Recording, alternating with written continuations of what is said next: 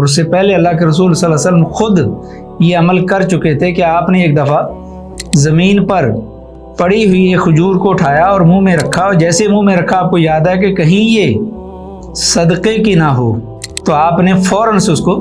منہ سے نکال دیا، تھونک دیا، پھینک دیا، کیونکہ شک تھا۔ اب اسی طرح دوسری حدیث میں آتا ہے کہ ایک آدمی کو شک ہوتا ہے کہ میرا وضو ٹوٹ گیا ہے، اور یقین یہ ہے کہ وضو کر کے آیا، وہ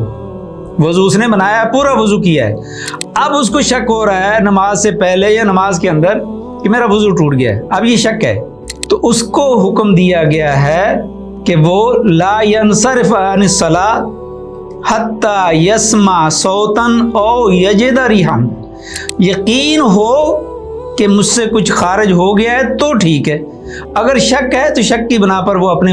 وضو کو ٹوٹا ہوا نہیں سمجھے گا، اپنی نماز نہیں توڑے گا، نماز سے نہیں نکلے گا، اپنی نماز مکمل کرے گا۔ ظفر بشرح الأربعين من سنة الهادي الأمين۔ الحمد للہ رب العالمین والعاقبۃ للمتقین والصلاة والسلام علی رسولہ الکریم، اما بعد، عن ابی محمد الحسن بن علی بن ابی طالب سبط رسول اللہ صلی اللہ علیہ وآلہ وسلم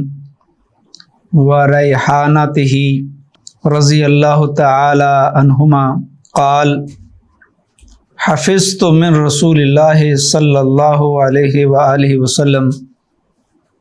دع ما یریبک الی ما لا یریبک، اخرجہ الترمذی رحمہ اللہ والنسائی۔ یہ ہماری حدیث نمبر 11 ہے، اس کا موضوع بنتا ہے یقین شک کے ساتھ ختم نہیں ہوتا۔ یہ حدیث مبارکہ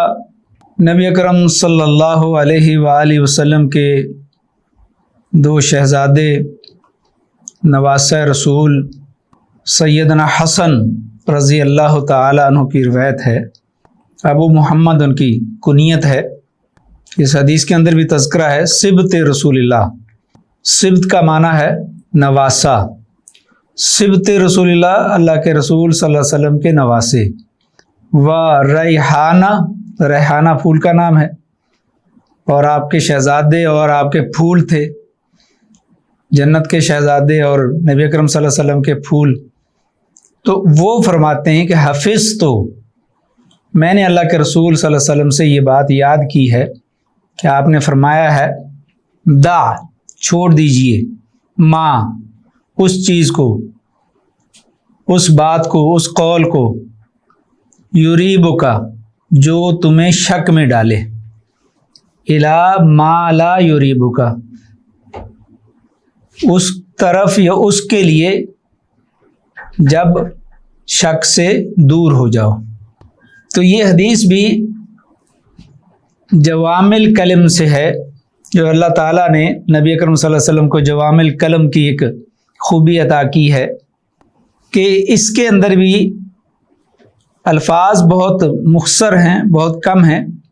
مگر اس کے اندر دین کا اکثر حصہ سمو دیا گیا ہے۔ اور اصل میں یہ حدیث یہاں پر مختصر ہے، مکمل حدیث اس کی، جیسے میں نے کہا یہ سنن ترمذی کی،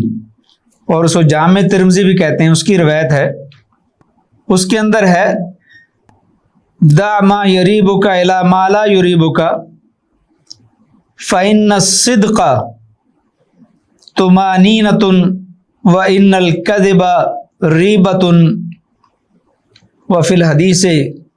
قصۃ، یعنی حدیث لمبی حدیث ہے، اس کو مختصر بیان کیا گیا ہے کہ شک کو چھوڑ دیجئے اور یقین کی طرف آ جائیے، اور صدق کے اندر، سچائی کے اندر اطمینان ہے، اور جھوٹ میں شک ہے۔ اور اصل میں یہ حدیث لمبی حدیث ہے،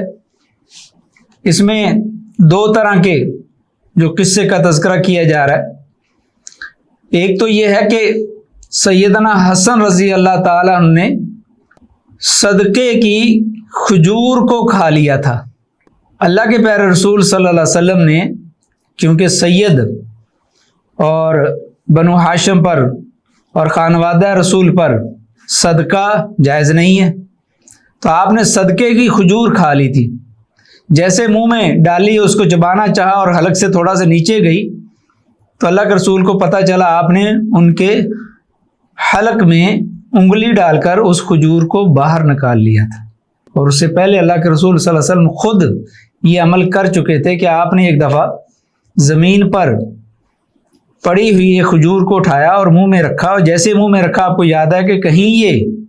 صدقے کی نہ ہو، تو آپ نے فوراً سے اس کو منہ سے نکال دیا، تھونک دیا، پھینک دیا، کیونکہ شک تھا۔ تو شک اللہ کے رسول نے اپنے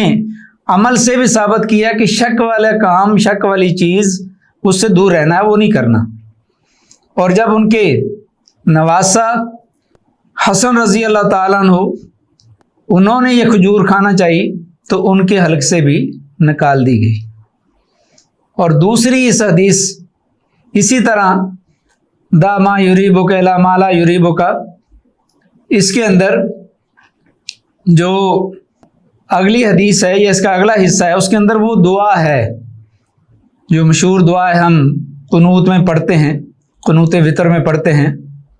اللہم اہدنی فیمن ہدیت وعافنی فیمن عافیت وتولنی فیمن تولیت۔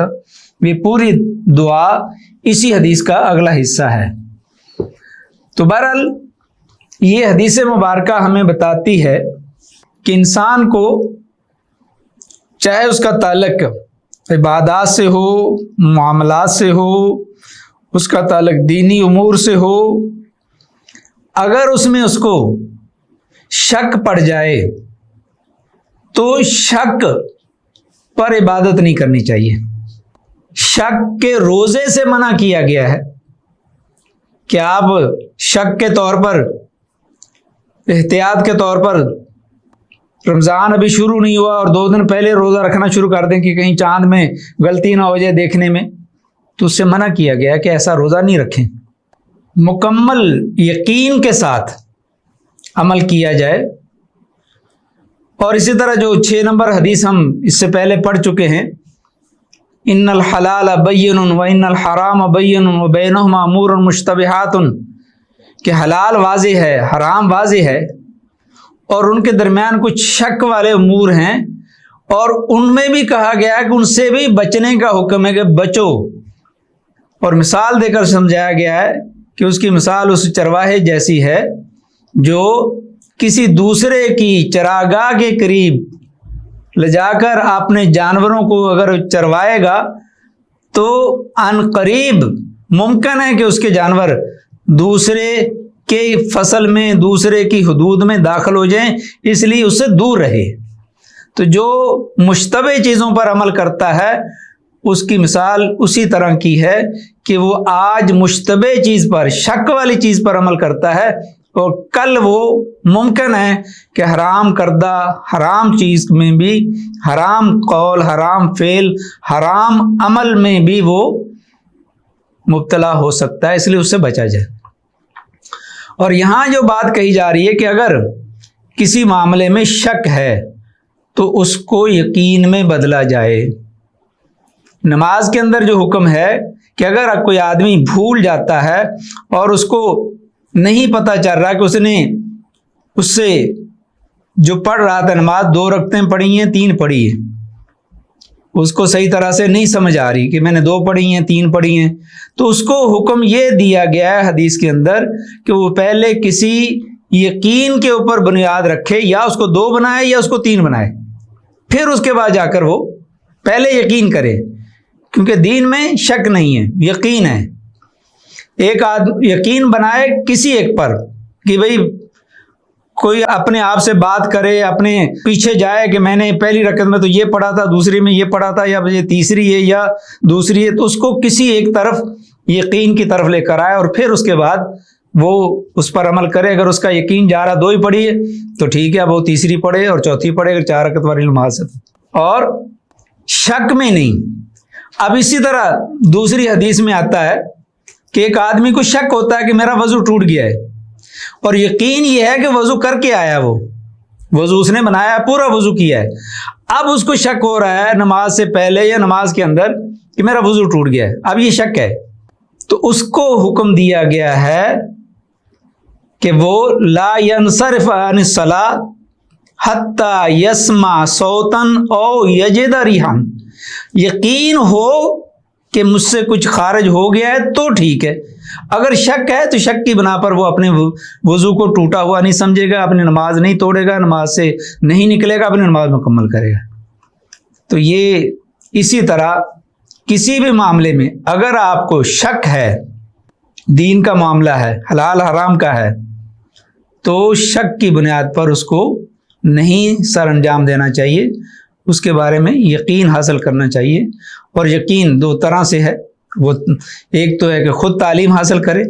دوسرا ہے کہ فَاسْأَلُوا أَهْلَ الذِّكْرِ إِن كُنتُمْ لَا تَعْلَمُونَ، علماء سے، دیندار لوگوں سے جو اس مسئلے کو اس فن کے ماہر ہیں ان سے پوچھا جائے، پوچھ کر اس کو اس کی بنیاد یقین پر رکھی جائے، شک پر نہیں رہا جائے۔ شک پر اور کسی کے بارے میں بلا وجہ شک کرنا تو یہ تو اور بڑا گناہ ہے۔ بلا وجہ اپنی طرف سے کسی کے بعد بدگمانی کر لینا، کوئی شک پیدا کر لینا اپنے دل میں، شک نہیں ہونا چاہیے۔ تو اگر شک والی بات ہو تو اس کو چھوڑ دیا جائے اور اس کو یقین کی طرف لایا جائے، تاکہ دین میں شک کی گنجائش نہیں ہے، دین کے اندر عمل ہے اور وہ عمل بھی یقین کے ساتھ ہے۔ اس کے بعد ہمیں جس طرح کے حسب سابق، کیونکہ اس حدیث کی شرح میں پہلے بھی ہم حدیثیں بیان کر چکے ہیں، تو یہ مختصر حدیث ہے، اس کی اتنی شرح ہے، اور اس کے فوائد حدیث کے جیسے ہم حسب سابق ہر حدیث کے آخر میں فوائد بیان کرتے ہیں، تو اس کے اندر بھی اس کا پہلا فائدہ ہے کہ بندے کو اپنا ہر معاملہ یقین پر مبنی کرنا چاہیے اور اسے دین میں بصیرت حاصل کرنا چاہیے۔ نمبر 2، اقوال و اعمال میں سے جو ممنوع ہو یا بدعت ہو، اس بندے کو اس کے بارے میں شک بھی ہو تو اسے ترک کر دینا اس پر عمل کرنے سے بہتر ہے۔ نمبر 3، سچ اور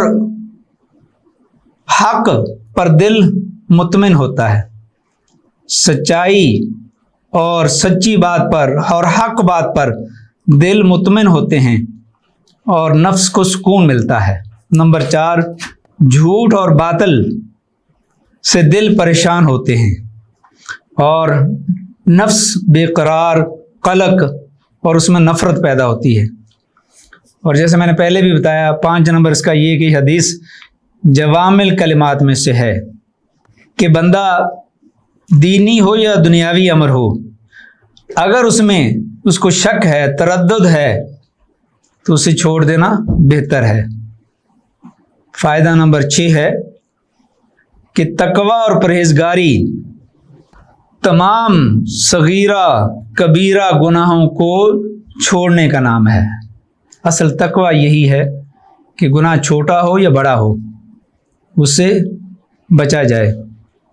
اس سے رکا جائے، پرہیزگاری اختیار کی جائے۔ اللہ سے دعا ہے کہ اللہ تعالی ہمیں قرآن و حدیث کو سمجھنے کی توفیق عطا فرمائے اور اللہ تعالیٰ اس پر عمل کرنے کی بھی ہمیں توفیق عطا فرمائے۔ وآخر دعوانا الحمدللہ رب العالمین۔ قال اللہ قال رسوله قال الصحابة هم أولو العرفان ما الدين نصبك للخلاف سفاهة بين الرسول وبين قول فلان